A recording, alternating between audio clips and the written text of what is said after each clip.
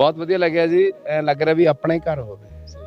हाँ ऐसा लग ही नहीं रहा क्योंकि कली लकीर दी फर्क है, बाकी तो सारा कुछ उदा ही है। सारा कुछ जिद्दां इधर है उवें उधर है। मौसम भी मींह साडे भी पै रहा, अज तुहाडे भी पै रहा, इक्को ही चीज़ है सारा कुछ।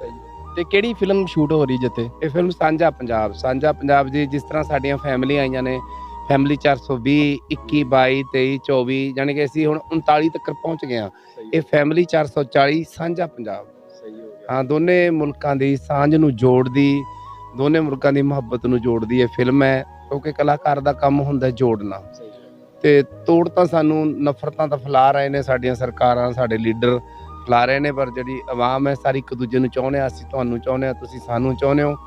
पर जिहड़ी तड़फ है एक दूजे नूं मिलण दी तड़फ है वो पूरी हो रही है, हुण मिल रहा। ते बंदे ने जी नासर ढिल्लों भाजी, अंजुमन भाजी ते जेजी हंजरा जी, जिन्ने भी सारे सोशल मीडिया उपर सरगर्म ने गे, ये सारे बहुत चंगे लोग ने। इन्होंने असीं मिलना आया, देखो असीं किन्ने किन्ने जाणिआंगे ते शूट का सारा इन्होंने इंतजाम किया है, तो परमिशनां वगैरह सब कुछ जो भी किया इन्होंने किया है। असीं तो सिर्फ इधर आ गए, एक स्टोरी है।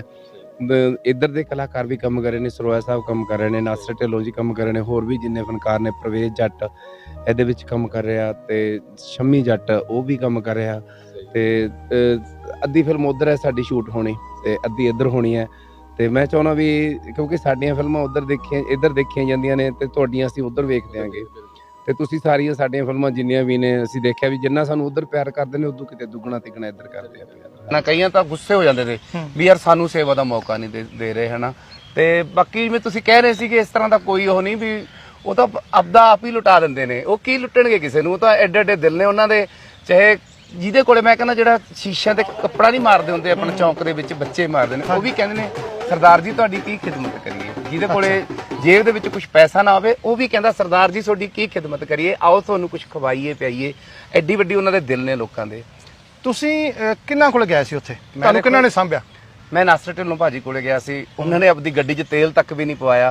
अब मैं थोड़े दिन पहला वीडियो देखी सी, लोग पा रहे ने भी ये पैसे खाते। वो जी अपनी गड्डी फॉर्चूनर तेल थोड़ा खांदी है ना, जिथे भी जाना है चलो गुरचेत असीं चलांगे नाल, खाना ਇੱਧਰ ਖਾਣਾ ਅਸੀਂ ਤਾਂ ਸਾਨੂੰ ਇਹਦੀ ਵੀ ਸਾਨੂੰ ਬਸ ਇੰਨਾ ਕੁ ਡਰ ਹੁੰਦਾ ਵੀ ਉਹ ਖਵਾ ਕੇ ਨਾ ਸਾਨੂੰ ਮਾਰ ਦੇਣ।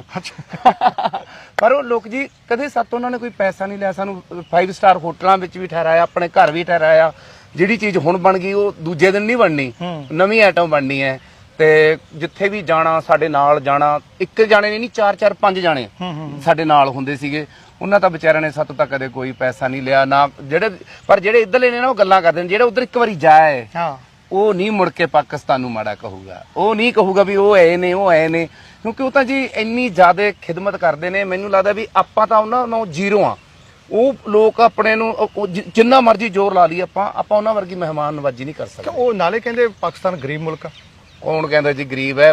4 5 ਮੁਰੱਬੇ ਨੇ ਉਹਨਾਂ ਲੋਕਾਂ ਕੋਲੇ।